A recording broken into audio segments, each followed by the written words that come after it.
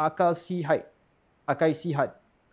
Ada tak usaha untuk dapatkan manuskrip lama yang diambil Portugis? Pasti ada banyak maklumat bangsa Melayu dan manuskrip tersebut.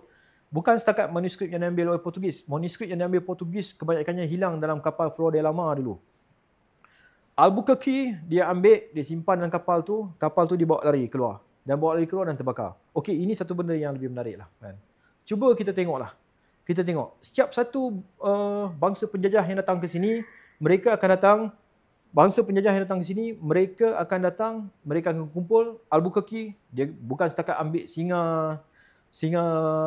Sultan Melaka tu. 2 Sultan Melaka yang besar tu, dia ambil naik tu. Dia kata ini personal dia punya ni. Lepas tu dia ambil barang emas, barang kemas dan sebagainya, senjata. Dia ambil juga manuskrip lama, masuk dalam Flor de la Mar tu. Dan Flor de la Mar tu, dia bawa belayar dan kemudian Flor de la Mar tenggelam. Tak jauh daripada sini, tenggelam. Dan semua benda tu hilang. Itu Portugis. Kemudian datang Stanford Raffles pula. Stanford Raffles dia ambil peti-peti manuskrip lama, dia masuk dalam peti-peti lama ni, berkoci-koci kan. Dia kata dalam catatan dia, masuk dalam kapal dia The Fames.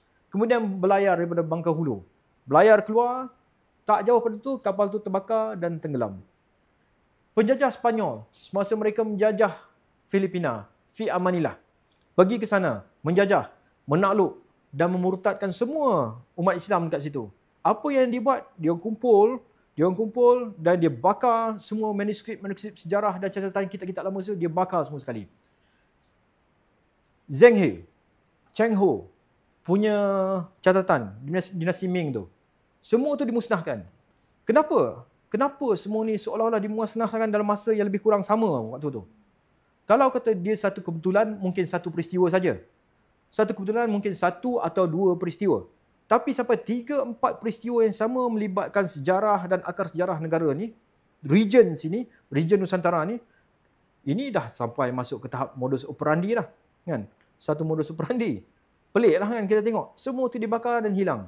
Dokumen-dokumen bukan setakat manuskrip lama, untuk tuan tanya tadi, bukan dokumen Portugis je, ada banyak lagi dokumen dekat Universiti Leiden, universiti seluruh dunia, Universiti Rusia, di British dan sebagainya. Dokumen tu sangat banyak. Ada negara-negara lain aktif mengumpul dokumen dan manuskrip Melayu ni di kawasan Asia Tenggara ni. Tapi sayang kalau kita tak buat dengan lebih cepat untuk mengambil semua ni. Walaupun dokumen tu lama. Cuma kalau kita nak ambil kan, kita nak ambil dokumen-dokumen ni kan. Macam saya dengan Puan Zahra Sulaiman, Puan Zahra dia pergi ke archive London beberapa kali. Sebab kita ada satu projek berkenaan Kedah yang dia tengah usahakan. Berkenaan Kedah. Jadi berbelas ribu manuskrip yang ada kat situ. Cuma yang boleh dapat kita copy dan sebagainya, minta izin untuk copy kan. Puan Zahra saya tengok dokumen-dokumen yang dibawa balik tu 16,000 dokumen.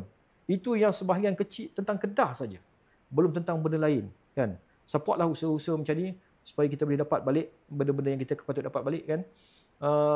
Bayangkan usaha dia seorang dengan tim dia tu 16,000 dokumen dia bawa balik kan.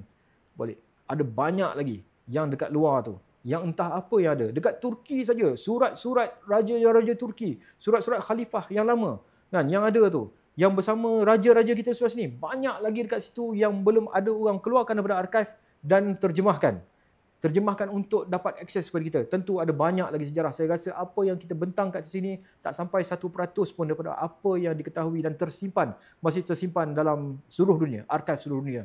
Cuma kita perlukan kepada satu pemerintahan, pemimpin-pemimpin yang sedar bahawa sejarah ni sangat bernilai. Kalau negara barat dia berebut-rebut akan buat benda ni kan. Dia akan buat, dia akan simpan sebab dia faham jati diri negara tu berpunca pada situ. Semangat untuk cintakan negara berpunca pada situ. Dan semangat bila bangsa tu dah bersemangat untuk bangunkan negara, sayangkan negara tu, dia akan bangunkan negara tu. Ekonomi pun akan naik dekat negara tu insya-Allah kan. Tapi sayanglah kita ni agak, dia mungkin belum matang, satu hari dia akan matang.